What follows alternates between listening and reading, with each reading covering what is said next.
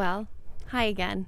So, this is part 2 in the story of how we decided to get off from living and traveling full time on the road and to buy our first little tiny home, and how that sort of ended in a bit of a disaster. So, if you haven't seen part 1, I highly recommend you go watch it now. And now, here's the rest of the story.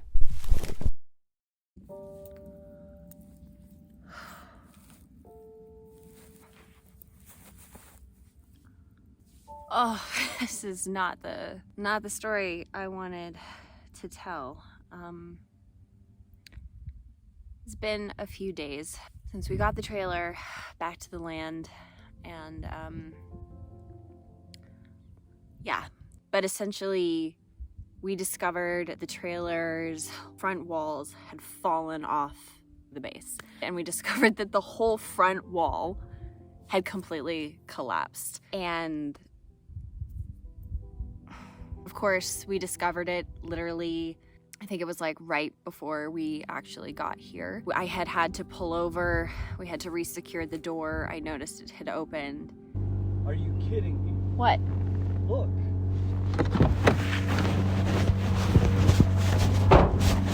Oh my god. Wait. How did that happen? I have no clue. Oh my god. Oh my god. Oh my god, oh my god, oh my god, oh my god. But we still hadn't gotten here, and so, we started freaking out on the side of the road, but we were like, but we have to get it to the land in order to really get a look at it and to be able to do anything. And so we drove the rest of the way, and we got here. That's when we were able to evaluate the full extent of the damage. And originally we thought it was only one side of the camper wall was separated, but we discovered that it was the other side. There was this much gap in between the wall of the camper and where the floor began. Yeah, so it was just completely off the frame. And not only that, it was appearing to get worse and worse. There was a really beautiful moment in this whole situation where my best friend Hannah and our friend who owns this land came out and helped us. And so what we immediately did is we grabbed car jacks to support the walls.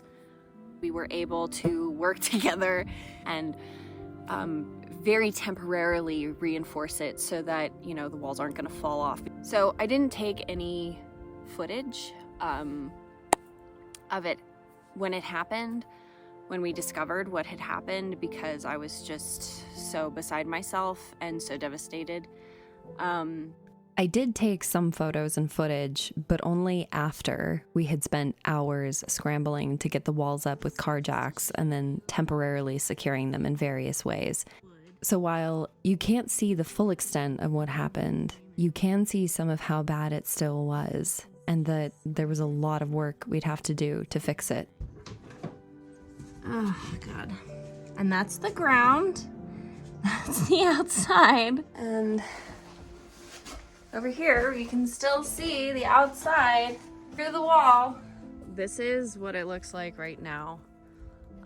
This is what had completely collapsed forward. It rained the day after we got back, so we just had to cover it to a certain degree.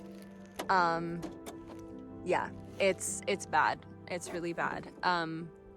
There's still separation going on here. This isn't reinforced by anything. And it's the same on the other side. Both of the walls came off.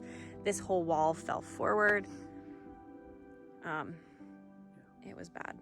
It was one of those moments where it's gonna make me cry, but just the help of others, and in such a horrible situation, in such a devastating moment, to have people step forward and help you. And I could not be more grateful. That moment was it was such a horrible moment, but it was also really beautiful because they stepped up to help us. We so need community, and we so need other people.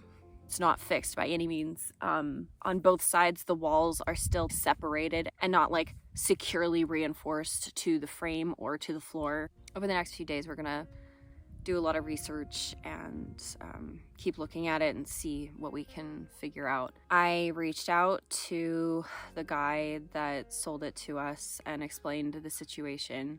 You know, we knew that it was older and we knew that it needed a little bit of fixing up and whatnot, and we were prepared for that.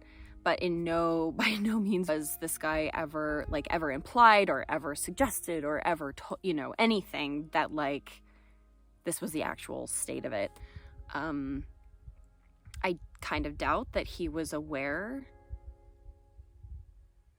He renovated the inside himself. And from what we could tell already from just being able to maneuver the front bit, which he built, it is very likely that it was some of his own work that led to the collapse of the front structure. I don't know. It's been really, really frustrating too, because, this guy told us that he was up front and said that there was some water damage and mold when he bought it, but that he tore out all of the affected wood and replaced it. And we can see now from the wall separating from the floor, at least specifically on this side here, that is not the case. There is some really janky, very old pieces of wood that are holding kind of important pieces that, oh boy. Yeah, so just really don't know. We basically spent our savings on this. We have like some money set aside to like be able to live off of, but by no means were we anticipating or have the money for like a full-on reconstructive build. Like at this point, we do not know the extent of how much money, time, energy, effort we're gonna have to put into it to like make it workable. And so everything is up in the air. Everything has been called into question. We don't know what we're gonna do. We don't know if we're gonna, now we don't know what we're gonna do, if we're gonna have a place to be, if we're gonna have, and we don't have, we just don't know what's gonna happen. I'm not very emotional right now, but I've been crying a lot. I do know that we are still so in it that there hasn't been any time for retrospect and or like integration and a deeper understanding of things. I can say that even though I've been having a lot of moments of really freaking out, of like, complete overwhelm and freaking out and uncertainty, that there is this part of me, there's this little voice that's just steadfast and is like, it's gonna work out. Trust, trust, trust, trust, trust. And if I know anything, it's that this path of life is so non-linear, and there might be something that we just don't know.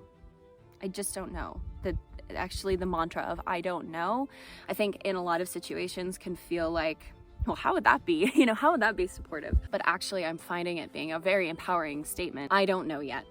I don't know if this guy's gonna get back to us. I don't know if we can fix it. I don't know if we're gonna have the money for it. Like, I don't know.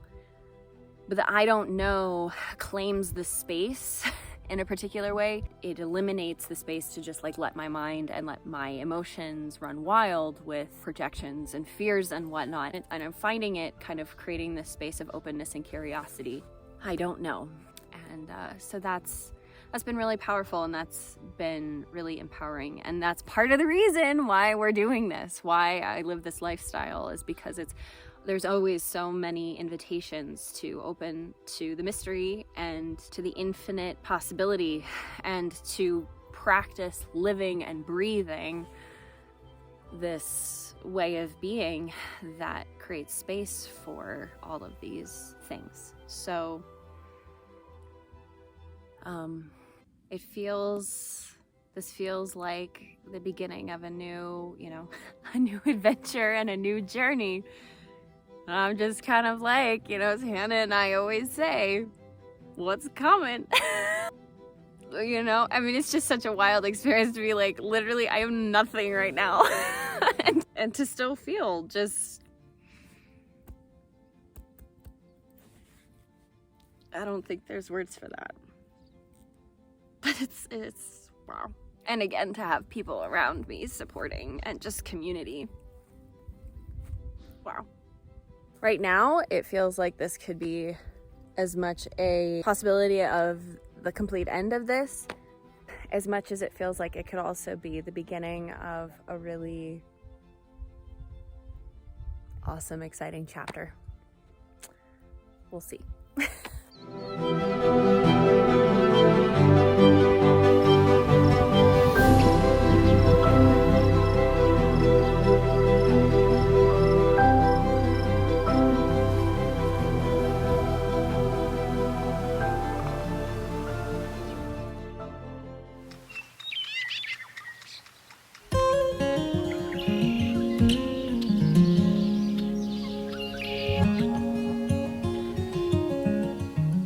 So today we're still kind of dealing with our new reality that things with the camper are not great. Noel, we currently still don't know the extent of what needs to be fixed and if it's really fixable, if it's livable. That's still very much in process. We just came out and had a nice little surprise, and by nice I mean not so nice, with the leveling of it. It is now not level and can't move it to... Anyway, it's like a whole thing. But we are still feeling kind of like we want to put some time and energy into working on it. We started ripping out the Siding? Yeah, the siding, which was just this metal, because since we discovered that things are not as well built as perhaps we were, I don't know if it was that we were led on to believe. Just thought. Yeah, we're just kind of double, triple checking everything. Yeah. So one thing that we realized once we started looking inside the cabinets and the storage boxes is that there's actually quite a bit of stuff in there. Today we wanted to take it all out and go through it and see if there's anything interesting, anything good, anything really weird. I don't know what we're gonna find, but we're gonna go through all the storage stuff. Yeah, see what's here. So everything on this side is completely undone. That's part of the bed. All the benches and stuff, we're gonna just move them from over here to over here so that all of the benches have storage in them. And then there's also a bunch of stuff in the kitchen. So yeah, that's what we're doing today, amidst a lot of emotional upheaval and just coming to terms with things. Yeah, we haven't spoken to the guy that sold it to us yet. Okay, let's get going.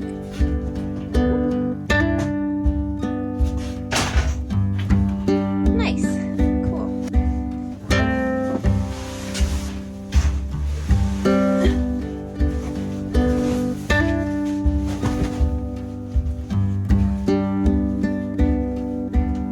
I'm just so nervous now.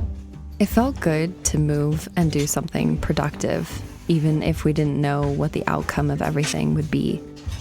I think there was something about this that was really grounding for us, even though it was pretty insignificant, but at least it was something. At least it wasn't staying in bed with anxiety and worrying about what we were gonna do. Okay, so we got all of the cushions off. This one is the inverter and all of the wiring. Okay. Well, this one is definitely going to be interesting. There was a lot of stuff in here. What is that? Space heater. Got some little baskets. Very gross coffee maker. These are cute if they work. Basket of mist. It was interesting going through all of this stuff. It was kind of like seeing pieces of strangers' lives. Basket. Hey, look at that. We said we needed a box. We got a box. Count the little things. Weird. Huh. Indeed. There were some good things, but there was also a lot of junk, a lot of mouse poop, and sadly, some dead mice. Okay, interesting. The next part we're gonna do is the kitchen, and I got some gloves because there's way more mouse poop than I ever thought there would be. What? It's just broke. Also, this doesn't even shut all the way. I just discovered that our apparently working oven doesn't shut all the way. And we have yet to test to see if the propane works. propane works and also if the fridge works. What's that? It's vodka. Pineapple. Ew. Got more trash bags.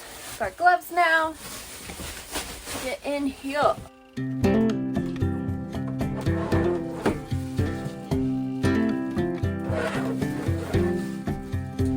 These are like donates. Yeah.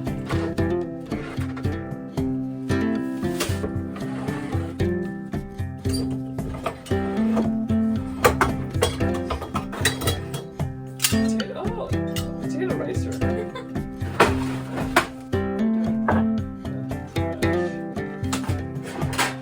that for your head? Nope. Never. Oh, so dusty.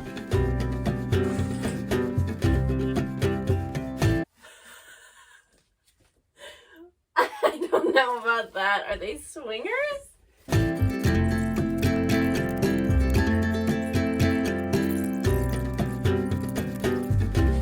Here.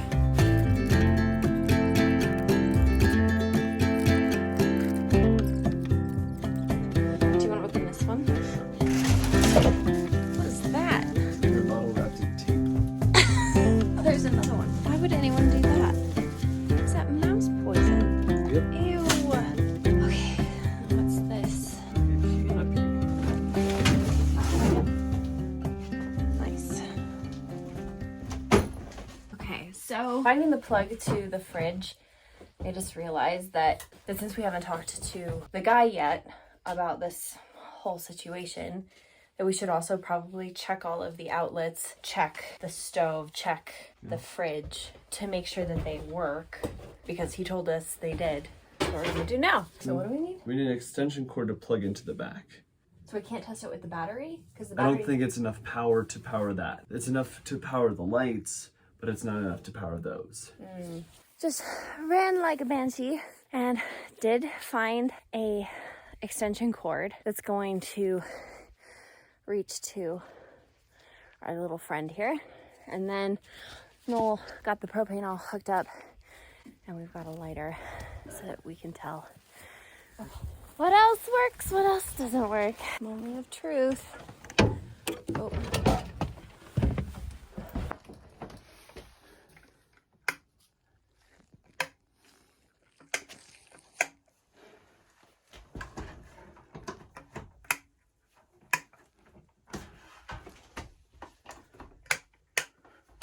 Great.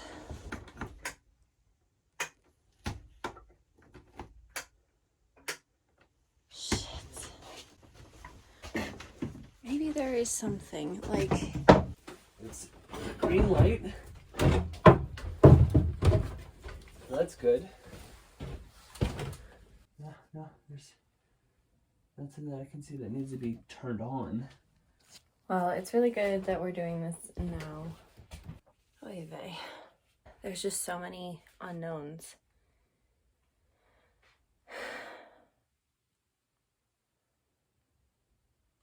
I pray to God.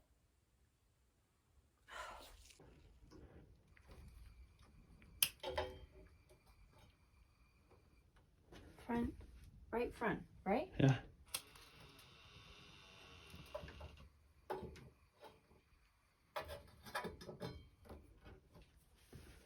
I mean, if the propane's coming out, Uh-huh. that worked. Okay. What's this one? Left rear. Good. Good. Okay. There we go. Yay! One One little thing works. victory. That's awesome. Oh, that one. So then by the oven. Mm-hmm.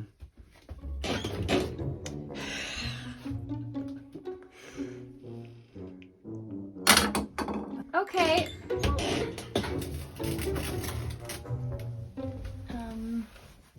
Okay, it's going. All right, that works. It just took a second, but that's the actual thing. Also, yeah, we can't get any of the electrical outlets to work.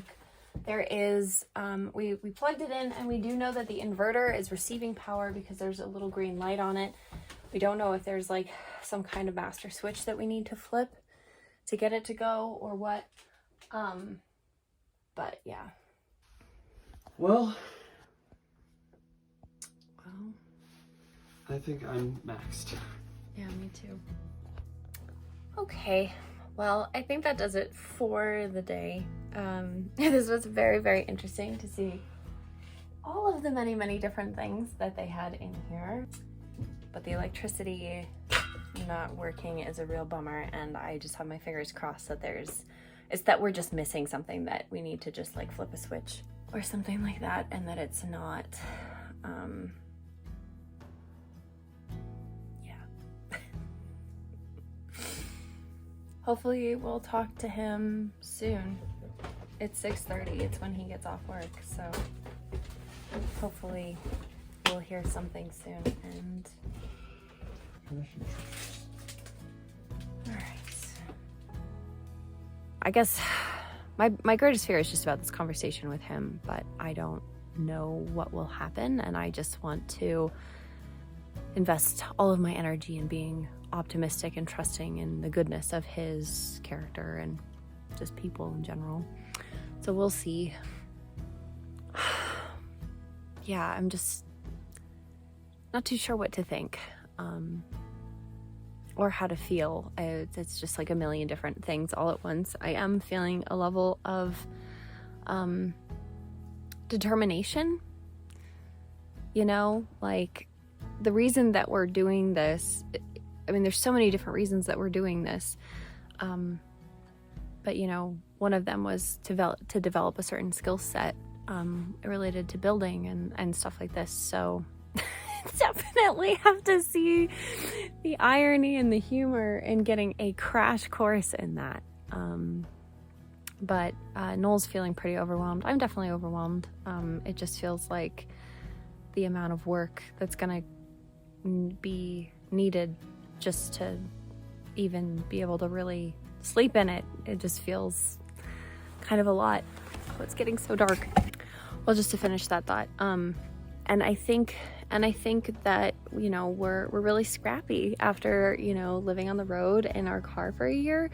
There's just this adaptability and flexibility to situations and making things work that I'm really quite proud of, and that makes, you know, it doesn't necessarily mean living with inconvenience, but it does mean like looking at a situation and thinking of really being able to think outside the box and like, how can we make this work? So anyway, looks like a really big storm is coming in. It's supposed to start snowing this week. Oh boy. Anyway, that's the story for now. So